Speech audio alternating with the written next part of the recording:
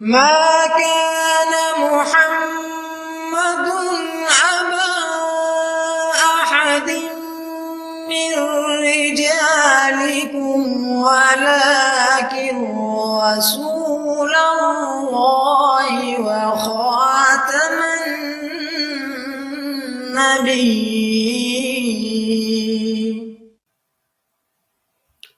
نحمده ونصلي على رسوله الكريم وعلى عبده المسيح الموعود. اما بعد فاعوذ باللہ من الشیطان الرجیم بسم اللہ الرحمن الرحیم. سامعین کرام السلام علیکم ورحمۃ اللہ وبرکاتہ. خاکسار جلیل اللہ آپ کی خدمت میں حاضر ہے. دیوبندیوں کے ایک مولوی صاحب ہیں مولانا الیاس صاحب. یہ ہانگ کانگ میں ہوتے ہیں. یہ وہاں پہ ان لوگوں نے اپنا جو ہے وہ جماعت احمدیہ کے خلاف ایک وہ مشن ہاؤس بنایا ہوا ہے. اپنے تئیں ان لوگوں نے جناب وہاں پہ بھیجا کہ جناب احمدیہ کے خلاف آپ نے پروپیگنڈا کرنا ہے اور احمدیہ کے خلاف آپ لوگوں نے نفرت پھیلانی ہے.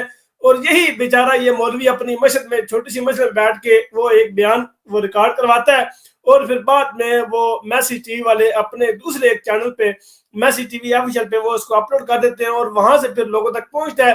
کیونکہ وہاں مسجد میں تو چیتا لوگ ہوتے ہیں, وہاں سے کیا پیغام بیچارے یہ پہنچائیں گے, اس لیے پھر یہ یوٹیوب کی مدد سے لوگوں تک پیغام پہنچانے کی کوشش کرتے ہیں. اور پھر کہتے ہیں کہ جب ہمارے دور دور دراز تک جناب ہمارے مراکز قائم ہیں اور وہاں پہ ہمارے علماء اور اس طرح کے لوگ یہاں وہ کام کر رہے ہیں. اب یہ مولوی صاحب وہاں پہ بجائے یہ کہ احمدیت کی جناب مخالفت کریں, یہ تو احمدیت کی تبلیغ کر رہے ہیں اور وہاں پہ جا کے یہ کہتے ہیں کہ ایک ایسا اسلامی ملک ہے جس کا میں نام تو نہیں لوں گا, یعنی وہ مولوی صاحب یہ کہتے ہیں کہ جس کا میں نام نہیں لیتا, وہاں پہ مرزا غلام احمد صاحب قادیانی علیہ السلام کو پوتا وہاں پہ وہ جناب دورے پہ گیا اور سرکاری دورے پہ گئے. وہ جب وہاں پر گئے تو وہاں کی پوری پارلیمنٹ جو تھی وہ احمدی ہو گئی خدا کے فضل سے. ساری کی ساری پارلیمنٹ سوائے چند ایک لوگوں کے, یعنی سوائے اللہ ماشاء اللہ سوائے ایک آدھ لوگ کے, باقی سارے لوگوں نے ساری پارلیمنٹ میں جو ہے وہ اللہ کے فضل سے ساروں نے احمدیت قبول کر لی. اب بجائے یہ کہ احمدیت کی مخالفت کریں, یہ تو احمدیت کی جناب وہ ترقی کی بات کر رہے ہیں, احمدیت کی تبلیغ کر رہے ہیں. ان کو سمجھ نہیں بیچاروں کو آتی ہے کہ جماعت احمدیہ کو ٹیکل کیسے کرنا ہے. ہم ان کو باہر یہ کہتے ہیں کہ ان کو بیچاروں کو سمجھ نہیں آ رہی. یہ جماعت احمدیہ کی مخالفت کر کے بھی جماعت احمدیہ کی تبلیغ کر رہے ہیں, کیونکہ ان کو علمی لحاظ سے رد کرنا ان کو آتے نہیں ہے. اب آتا کیوں نہیں ہے؟ کیونکہ علم ان کے پاس ہے ہی نہیں, اور اگر علم ان کے پاس ہو تو جماعت احمدیہ کا رد علم کے لحاظ سے ہو ہی نہیں سکتا خدا کے فضل و کرم سے, کیونکہ جماعت احمدیہ خدا کے فضل و کرم سے وہ واحد ایسی جماعت ہے جو سارے فرقوں کا, سارے جو اسلام کے علاوہ دیگر جتنے بھی مذاہب ہیں ساروں کا رد علم کے لحاظ سے کرتے ہیں خدا کے فضل سے. اور یہ وہی ناجی جماعت ہے جس کا نبی اکرم صلی اللہ علیہ وسلم نے وہ بشارت بیان فرمائی تھی, بشارت دی تھی. تو یہ وہ جماعت ہے. اب یہ مولوی یہ کیا بات بیان کرتے ہیں, اپنی مولوی صاحب کی زبان سے سماعت فرمائیے. آپ تو نہیں جانتے, میں ایک ملک ہے اسلامی ملک, میں اس کا نام نہیں لیتا.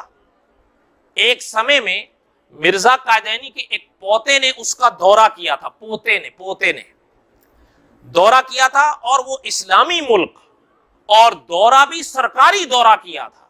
کافر ریاستوں میں ملکوں میں تو جو مرضی کرتا رہے, اسلامی ملک اور سرکاری حیثیت پر اس نے دورہ کیا مرزا قادیانی کے پوتے نے. آپ جانتے ہیں پارلیمنٹ کے قادیانی ہو گیا اللہ ماشاء اللہ, حتیٰ کہ اس نے یہ کہہ دیا تھا نیوز پیپر میں کہ آنے والی صدی میں یہ احمدیوں کا سب سے بڑا ملک بنے گا. علماء فرماتے ہیں وہاں جب حالات جا کر دیکھے کہ اگر کسی جزیرے میں کوئی لوگ نظر آئے, اگر 80% لوگ ہیں تو 70% قادیانی ہو چکے تھے. پورے جزیرے میں اگر ایک مسجد نظر آئی, ایک مسجد, وہ بھی کیا آپ کے اور ہمارے لوگ مسجد, ورنہ فی الحقیقت وہ مرزا تھا.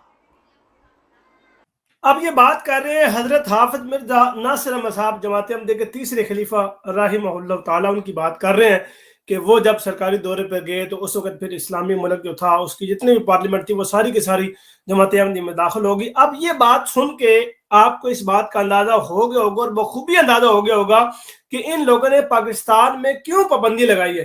کیونکہ پاکستان کی جو وہ اکثریت ہے, بلکہ سارے اردو سپیکنگ ہے, یعنی اردو سمجھتے ہیں, وہ بول بے شک نہ سکیں لیکن اردو سمجھتے ہیں.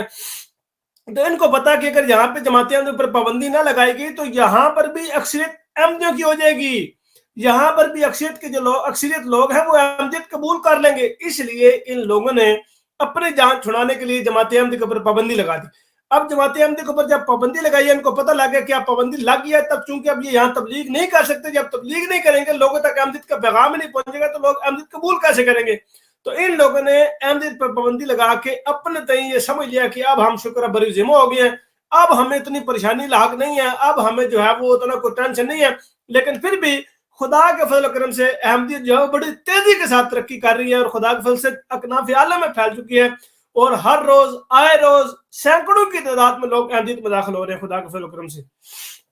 پاکستان میں بھی ایسے لوگ ہیں جو خاموش طبع ہیں، جو خاموشی کے ساتھ احمدیت قبول کر رہے ہیں، بیعت نہیں کرتے، یا وہ اپنے دل ہی دل میں رکھتے ہیں جی ہم احمدی ہو گئے ہیں، اور وہ حتیٰ کہ جماعت سے رابطہ تک نہیں کرتے، اور اسی کے اوپر ان کی ڈیتھ ہو جاتی ہے، اسی کے اوپر ان کی وفات ہو جاتی ہے۔ ایسے بھی لوگ خدا کے فضل و کرم سے ہیں، تو یہ بیچارے کیا کریں گے؟ وہ اس کے اوپر جناب وہ جو ہے مخالفت کریں گے، یہ جماعت احمدی کی تبلیغ کر رہے ہیں۔ اللہ تعالیٰ ان لوگوں کو سمجھنے کی توفیق دے، اور اللہ تعالیٰ ہمیشہ ہمیں حق بات کہنے کی توفیق دے، اور لوگوں کو یہ بخوبی پتہ لگ گیا کہ مخالفت ہمیشہ حق کی ہوتی ہے اور حق کے اوپر ہی پابندیاں لگتی ہیں، کیونکہ ان کو پتہ ہے کہ اگر حق کے اوپر پابندی نہ لگی تو یہ لوگوں تک پہنچے گا، لوگوں کے دماغوں میں سرایت کر جائے گا، اور پھر ہم اس کا توڑ نہیں کر سکتے۔ اس لیے بہتر یہ ہے کہ اب ہم اس کی جناب وہ جو ہے وہ ختم کر دیں، تبلیغ پر پابندی لگا دیں تاکہ لوگوں تک پیغام ہی نہ پہنچے۔ اللہ تعالیٰ ان کو سمجھنے کی توفیق دے، آمین ثم آمین، وما علینا الا البلاغ المبین۔